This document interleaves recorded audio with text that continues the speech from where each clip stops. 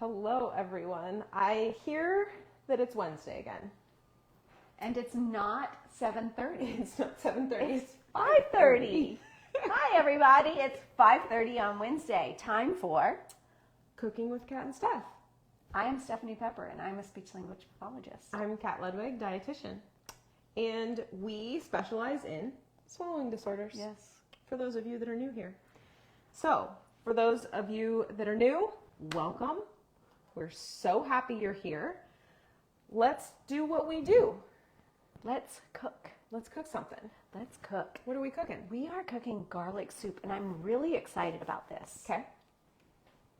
Because we're coming up on fall, which is soup weather. Mm-hmm. I'm dressed like it's fall today. Mm-hmm. It started out cold this morning, and it's still dressed like I was this morning. That's okay. You've been through a lot in the last few days. It's been a rough week already, and it's just Wednesday. Yep. So the good news is her dog is okay. He was not for a minute. So he's home. He's happy. He's taking a nap. Yeah, he's got a lot of medicine in him right now. Yep. So we're praising Jesus for taking good care of him. So, and then I fly to Seattle in the morning. You do. For my family stuff that's going on. Yeah. So, Mama, if you're watching, I love you. I'll see you bright and early tomorrow morning. Okay, so for our recipe club that we did in the membership last Saturday. Good one, yes. So this comes from a recipe that was submitted in our recipe club. Yep. So, hi, Katie Lynn. If you're here, please say hello in the comments. Please say where you're watching from. And I have to take a minute to tag some of the people in our membership. So I'm going to do that real quick, everybody. Here. Okay. Let's see if I can. Yep. There's one. Okay. Kara's here. Kara's here. Okay. Start there. I'm going to tag. Oh, I don't know. I was going to try to tag my mom, but there she is. Okay. Okay. Who else we got? I don't know. Can you add everyone? I have to make sure they're all here. So hold on as I look everybody up because my brain is fuzzy and I don't want to miss anybody. It's okay. Okay. Oops. Too many ats. And I go too quickly for the computer sometimes, so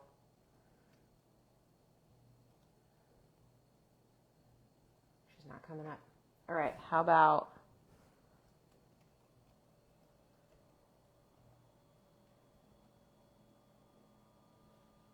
Well, it's being not real happy. Karen's here. Great. Hi, Karen from Georgia. Okay, I'm going to do this another way, real quick. Okay. Bear with me. So, this garlic soup is a fantastic fall recipe. Yes. It is antibacterial. It is antiviral. It's antifungal. It's super healthy because it's got all this garlic in it.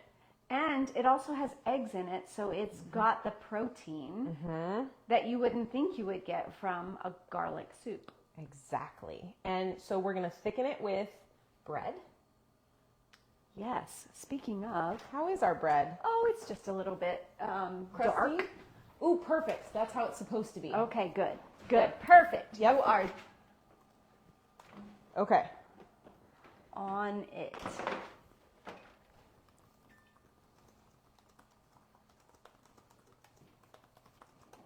Okay. They're tagged in our group.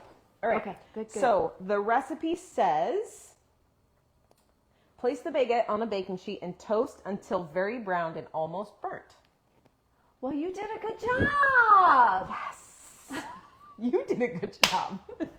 Okay. Step number 1. I did slice it so it would go a little faster.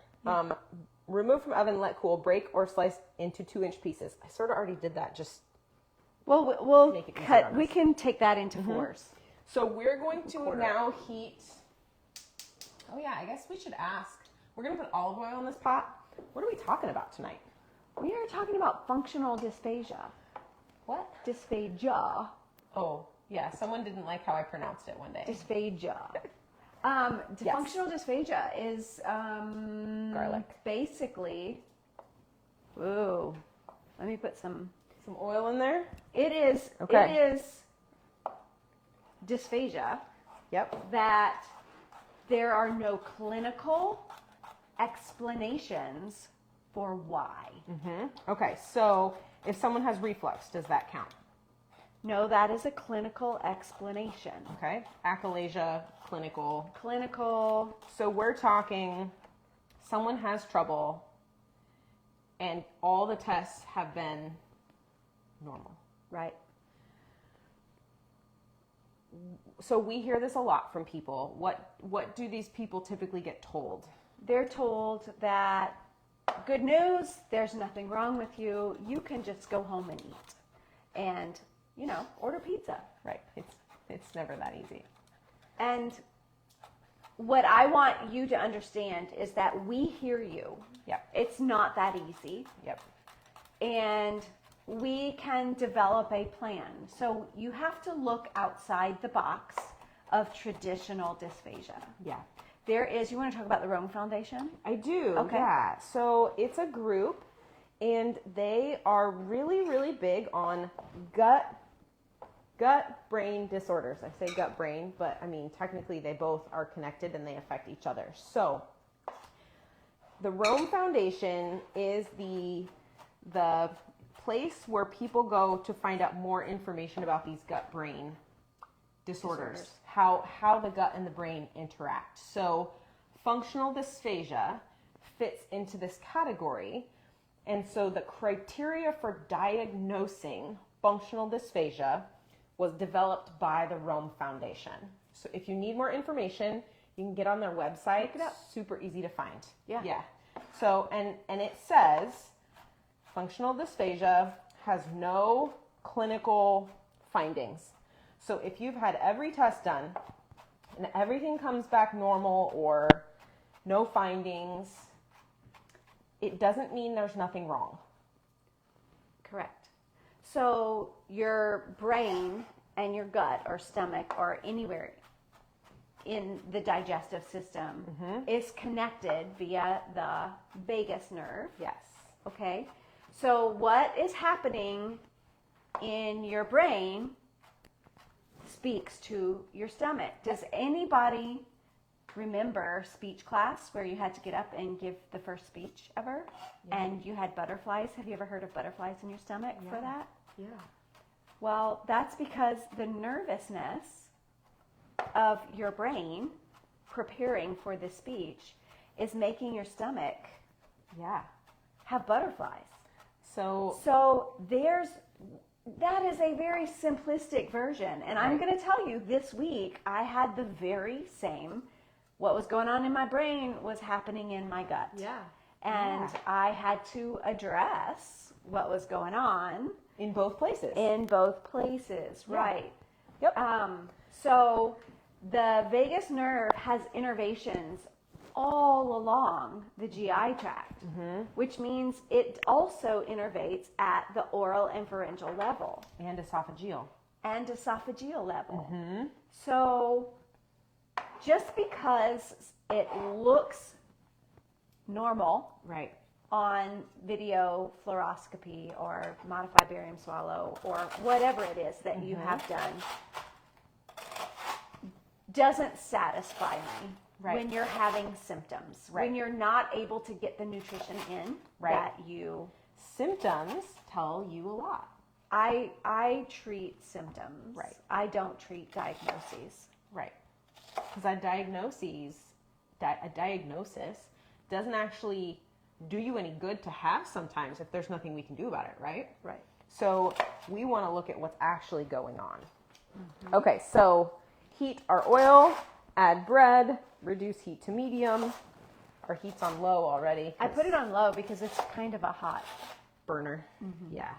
And we're talking, so, So we see a lot of people with functional dysphagia. Yes. And we hear a lot of stories about, oh, the doctor or the speech therapist said, go home and order pizza, you're fine. When a lot of you who have a clinical diagnosis of dysphagia because of something else going on, like if they were to say that to you, that would be the most insensitive, horrible thing that someone could say. So why would we say that to someone who still can't swallow, but we can't find an answer? Right. Right? And it's so vitally important to improve your swallowing when your nutrition is optimal. So the medical field nowadays doesn't necessarily treat to optimal levels. We do not. We treat to Keep you above bad. just above disordered or just above bad Yeah. is a good word. Yeah. So that's not fair, really. I don't think that that's fair at all. I don't think so either. Okay. Bread's in. Please. Ooh. You're so helpful. Thank you, friend. Got it. Okay. So we're toasting. And I'm going to add a little bit more olive oil to this. We're toasting the toast in the olive Or a oil. lot more olive oil to this. She added a lot more olive oil, which is good because Fat is good for you. it's really good for your brain. Okay. It's really good for your brain. Especially good fat. The good fat is. You can, the recipe says olive oil. You could use avocado oil. You could use coconut oil. That would give it a very specific flavor. Different flavor. Yep. Okay, so we're just going to let this soak up some of that oil. And then, okay, so, and then we're going to, so this is interesting. Okay, so it says add the bread. We're going to cook it until it's golden brown, and then we're going to remove it. And then it says wipe the pot clean, so we don't burn the breadcrumbs. The crumbs. Once we put the garlic in, which we're going to do next. Okay. So we toasted the bread before we're toasting the bread. Yeah, this is all about flavor. So we got one kind of flavor. Layering. Yes. I'm actually going to put a little bit more because Yep. Because bread soaks up a lot of fat. So what do we do about functional dysphagia? well, that depends on your symptoms. Okay.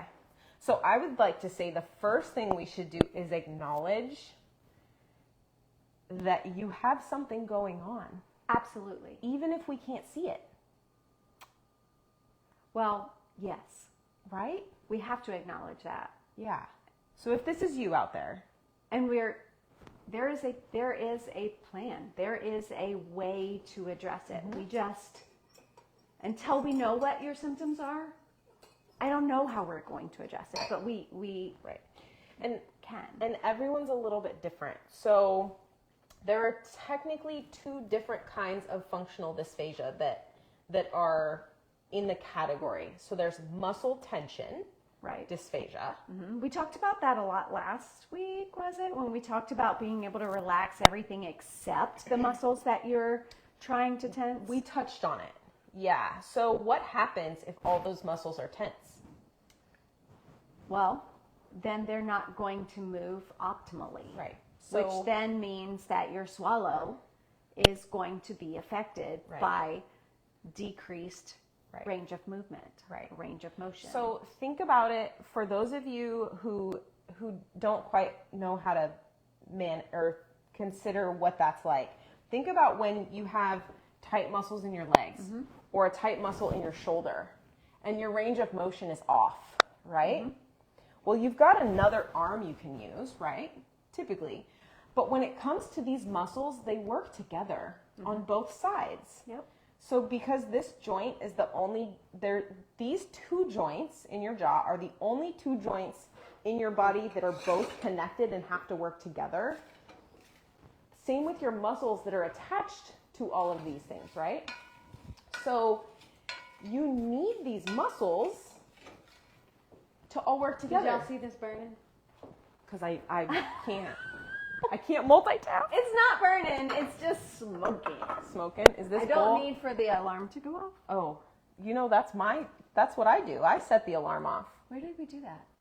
In the mountains for the wedding. Oh, yes. I set the alarm off because I didn't know there was a fan on the stove. I mean, I should have, right? And we may have attracted a bear. Well, there was a bear. Whether we attracted it or not, I don't know. I think it was a hungry bear. And, And yeah. our food smelled good. And it smelled good. Because it wasn't actually burned. It was just smoky. Smoky. You know. It was perfect. Tasted good. These breadcrumbs look perfect. They're going to be so flavorful. My bowl is almost not big enough. Okay. I'll grab you a paper towel so you can dump some of those in this bowl. Or if you want to hold it up with your towel. I'll go do it in the sink. How about Okay. that? Deal. Perfect. Okay. So, functional dysphagia. So muscle tension dysphagia is where your muscles are so tense that they don't contract and release the way they're supposed to. Okay? So how do we manage it? Well, your speech therapist can work with you on getting things back on track. We may have to do some things like either hot or cold therapy, depending on what's going on. You may have to do some relaxation, whether that's massage or other kinds of self-care like hot bath, hot compress. It really depends on what's going on. Meditation. Meditation helps a lot of times. And then a lot of times after you get the relaxation piece, your speech therapist can work with you to get those muscles back in sync. What's the other kind of functional dysphagia that we have? Sorry, the fly attacked me. Phagophobia. So, phagophobia. This is the hard one. It is the hard one. So, we heard a story. It lives more in the brain. Right. And affects the swallowing. Yeah. So, typically we would see this, say, after someone has a choking episode. Mm-hmm. Or witnesses a choking episode. It doesn't have to be you. Mm-mm. Right. So, if we just heard this story from someone who choked on something last year, and then from that moment on had more and more difficulty because that person kept reliving Right. that incident. And then by decreasing the amount that you're eating because you're afraid to eat, then decreases the nutritional components of feeding those muscles. So therefore the muscles weaken and you become malnourished. And then it becomes a vicious cycle. Yep. So Yep. you got to break the cycle. Yep. Which one do we break first? The nutrition one. Always. Because there's always something we can do to get better nutrition into you. Absolutely. We start where you can get the nutrition in. Yep. We can. There's always somewhere to start. Actually, Steph and I are doing a webinar. Well, I'm doing one and then she's doing the part 2. So we start with nutrition and then we're going to talk about the gut-brain connection of swallowing. So we'll post the information in the group so you all can go watch if you're interested. It's for a company called Transformation Enzymes. And they're doing some pretty wonderful work also. So we want to address what's going on with your swallowing, with your nutrition, with your brain, and with your gut, because they're all connected. And if you don't have functional dysphagia and you have more of a traditional dysphagia, whether it's oral, esophageal, pharyngeal, whatever it may be, a lot of this stuff still works the same also, right? Right. Well, that's how we know how to treat functional dysphagia, because even when you have traditional dysphagia, it all applies. Right. Right. Yeah. All right. So we're going to add the garlic, and then we're going to cook it just a little bit. We want it to be golden brown. Sizzling nicely.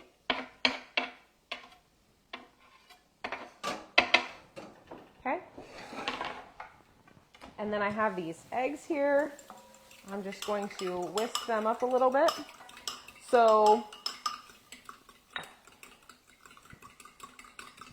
we're also going to add some paprika to this. The recipe says smoked paprika. We have sweet or hot, so we went with sweet today.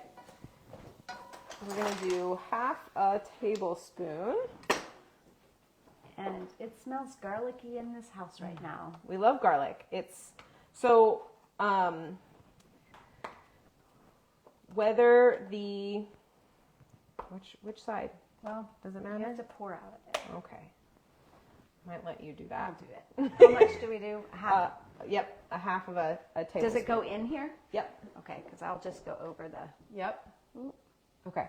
I spill. She spills less often than I do. So, okay. So, if you're new, please say hello. If you're just hopping on, we're talking functional dysphagia. We're making garlic soup. Right. And so we have chicken broth here that we have ready to go. We've got our eggs. To avoid garlic if we have reflux. No, you do not. Is garlic a trigger for you? For most people, garlic does not cause reflux. It's typically other ingredients, but everyone is different. So I want to be very, very clear when I say not everyone is triggered by the same foods. So if you have reflux, you need to figure out what those triggers are. Hi, Christina. Welcome. This fly loves me. Oh my goodness. So avoid the foods that cause you triggers. If you're not sure what those foods are, keep a food journal with symptoms on the side. Because I also think a lot of times people have reflux because of what we're eating. Or not reflux, but dysphagia because of what we're eating is not agreeing with us, and it's causing irritation and inflammation in your esophagus, which travels up. So that's not technically functional because reflux is a clinical problem that can lead to dysphagia, but we see it a lot of time too, and managing the reflux is a huge piece. Garlic can bother some with IBS. A food journal really helps to figure out triggers. Yes. So garlic is really, really beneficial for if you have a fungal infection.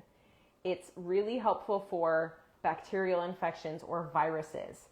Garlic is also helpful for managing blood pressure. That's why they have the garlic supplement that people use for treating blood pressure, because garlic is one of those foods that has some medicinal properties to it.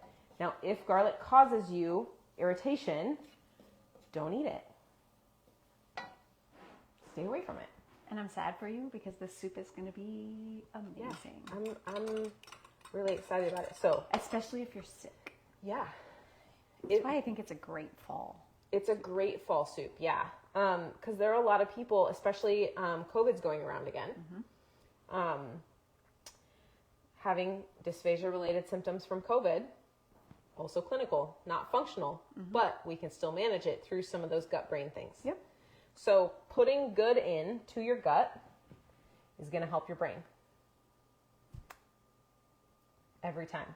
So if garlic is a good thing for you, this is a good idea. If onion is a bad thing for you, don't do it. Don't do it. Same thing, yes, with garlic. If garlic is your trigger, by all means. Okay. Today is not your, this is not your recipe. Yep.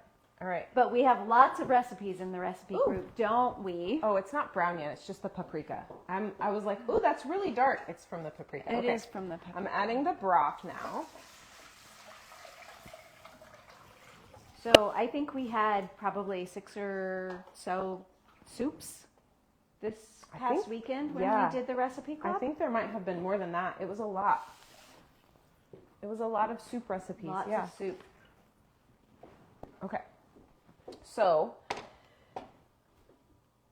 what else do we need to mention about functional dysphagia? There's help out there for you. Not everyone is going to understand it. I just want everyone out there who has functional dysphagia to feel heard. If nothing comes of this live today, other than you are heard. Yeah. You feel seen. You feel validated for what you're going through. Because there are things that can be done, despite what you've been told. Yep. Always. Always. Yes. Okay. So reach out for help. If you're not sure where to turn, you can always reach out to us. We can always send you in the right directions. There are some swallowing disorder clinics out there that are familiar with functional dysphagia and treat it really well. I think there's one in Florida at one of the university hospitals. There's one, I'm trying to think of where the other one is at that we heard from. University of Wisconsin, wasn't it? I think it was Wisconsin-Madison, Yep. in Madison, yeah. So there are some out there that are really, really good, and we want you to know there are resources. Even if you don't live in one of those states, we don't live in those states. No. There are resources out there. So we are also working on getting other practitioners, other dietitians and speech therapists so that they understand what's going on, so that they can either refer you somewhere that can help or they can help you themselves. Right. And if you are always welcome to reach out to us. Yep. And join us here and ask questions. Yeah. So if any of you have questions about functional dysphagia or nutrition Now is the time. or anything else. Ask your questions. Ask Yeah, we're away. here for questions. Yep. Okay. So let's turn this up, bring it to a simmer. It's a beautiful orange color from that paprika. We're going to add the bread in just a second. I turned it up on high too. It won't take long. Nope. Okay. So the bread in this recipe, if you're nervous about how thick it is going to be, you can always use less bread than the recipe calls for. Right. Just add bread until it thickens to the consistency that you like. Yep. So the other thing is the more you cook the bread, the less it's going to thicken. So it's just like making roux, which is flour and fat mixed together. The more you cook it, the less it thickens. We have a friend showing up and she brought dessert. So we're going to have her eat some of our soup here in a second when it's done too. So can functional dysphagia happen alongside other forms of dysphagia? Ooh, this is definitely a Stephanie question. Yes. That's why I say it's not exclusive. Yeah. So you can have oral phase dysphagia, pharyngeal phase dysphagia, esophageal dysphagia, and that gut-brain thing totally take over. So you could So we have to address all of it. We're addressing all of it. So you could still end up with muscle tension, dysphagia on top of what else is going on. You bet. Okay, Helen, I think this might be my favorite question of all time, because I think a lot of people are going to identify with this question. Well, and I think you have to realize that if you are being treated for some type of traditional dysphagia, that you reach a point where you're done in therapy. They've gotten you to where they think you should, as far as you're going to get. Yeah.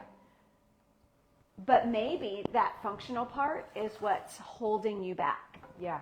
from making even more gains. Okay. So I'm going to go there. Okay, do it. This is where insurance screws up. I went there. Okay. Yes, you did. Because insurance gives you X number of visits. And as someone who treats with insurance, you have to get them to where they need to be in that number of visits. 5 visits. I got word today that the 5 visits that I had before with a particular patient is all I'm getting. So we're done. So We're not done, but we're done. they need more than that. Yes. If you, in your professional opinion, how many more visits does this person need? Not us not knowing anything else about this. If I had my preference, I would say I need 20 more visits. But it might be more than that.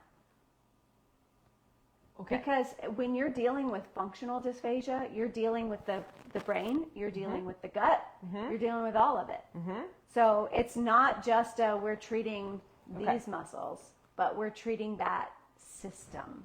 Okay, I got 30 visits approved with UHC. That's awesome.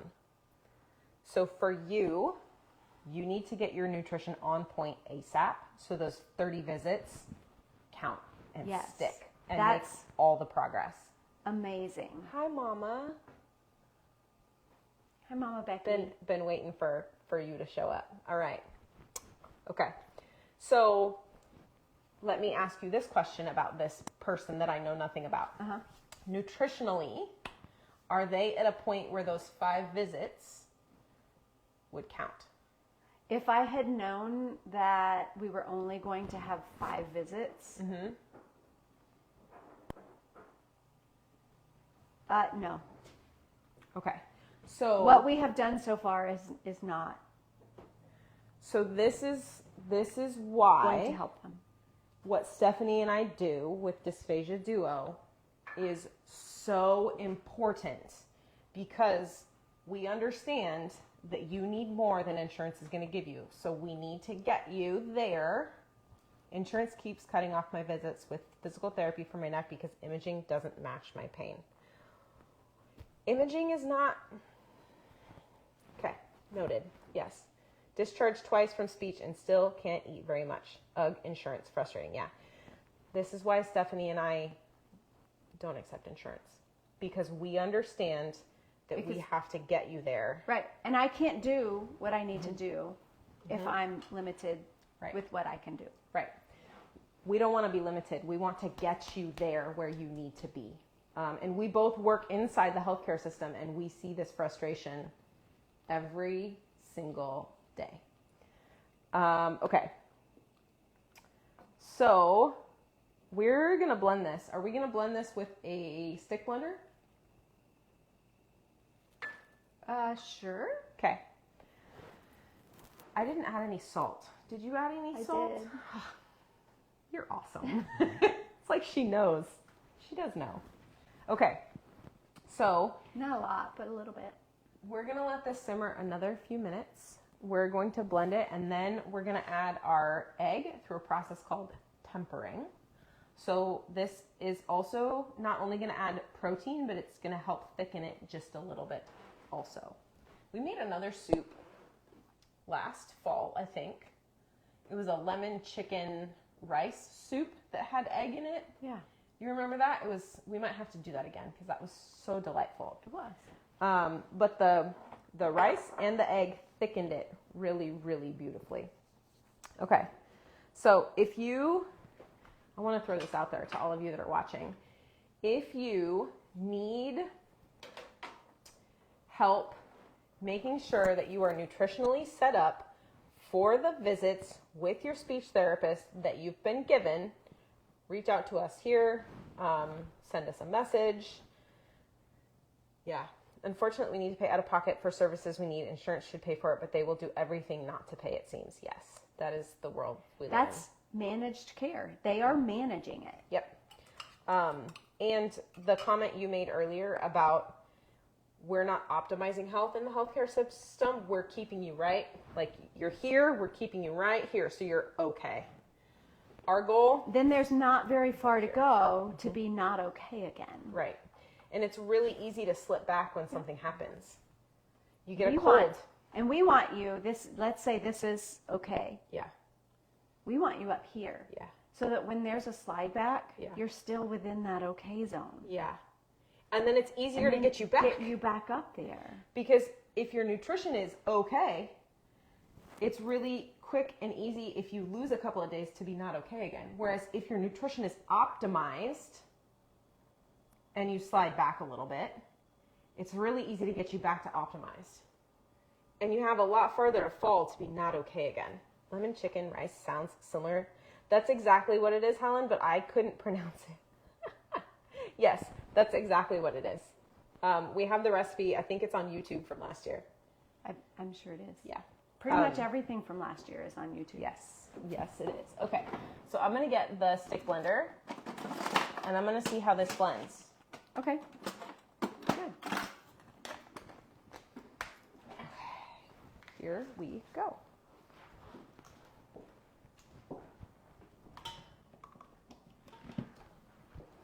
All right.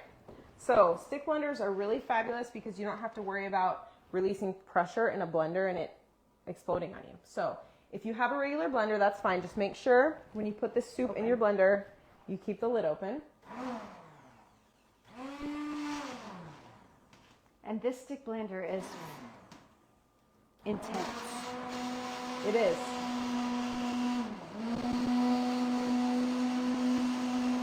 Glad it's not super full. It would overflow.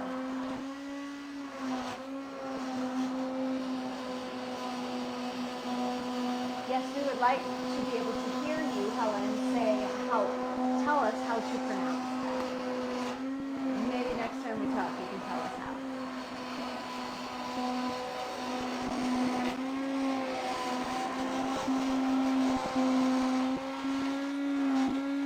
It's getting there. Some of those bread pieces are trying to get away from me. It is powerful. It's very powerful. Yeah. Do you want me to get out the blender? We might want to get out the blender. It's looking pretty good. So, it's just a few. I'll get them.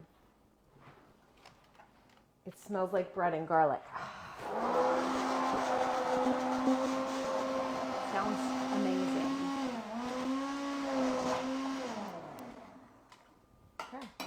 Okay, let's thicken. Okay, so with thickening, I'll add a little bit to your bowl. So when we temper, we're gonna add our hot liquid to our eggs and stir, stir, stir, so that they don't curdle. You want to bring the eggs up to the temperature, or at least closer to the temperature of the soup. Yep. Otherwise, you'll have egg drop soup. Which, if you like that, that's fine. But we're trying to not make scrambled eggs in this soup. We want it to be nice and smooth. Okay, how do you feel about that? You want a little more? Or? A little bit more. Okay.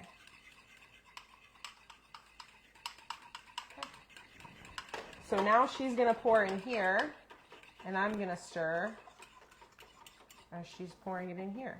Done. Okay. And completely smooth. We did not scramble our eggs. I'm going to turn it off. Okay, and then we're going to add a little bit to our blender. Is that correct?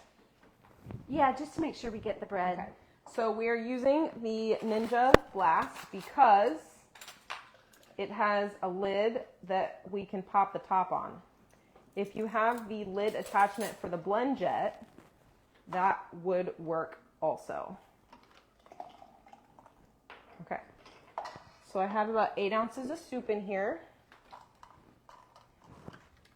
Okay, just get it nice and smooth. Okay, avolemono, is that how you pronounce it? Helen, did I say that right?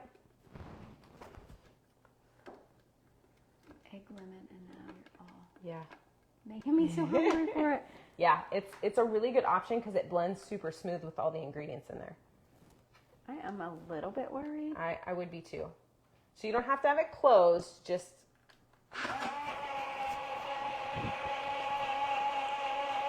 Yep. And why I was worried. That's why you're a little bit worried.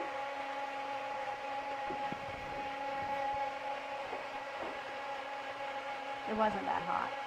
I'm okay. But it smells good. Yeah? You got spoons already and everything. I did. Perfect.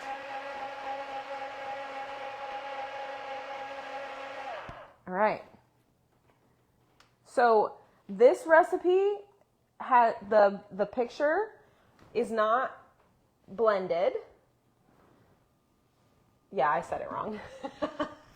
No, but good try. Thank you. I try. This picture shows it as like egg drop soup. Oh. That looks good too. But It's you know I like the blended pureed stuff better. I know.